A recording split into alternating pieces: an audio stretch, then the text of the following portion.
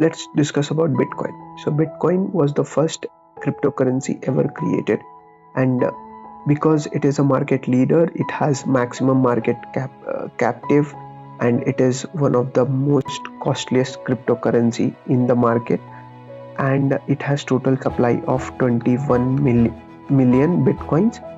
Currently, there are only 19.62 million Bitcoin in circulation, and the other remaining Bitcoins are being mined every day. But according to the code of Bitcoin, it will, like, right now we are in 2024, but it will take up to 2140, like almost 1 century, for all the Bitcoins to be in the supply. So the mining rate reduces as the time increase.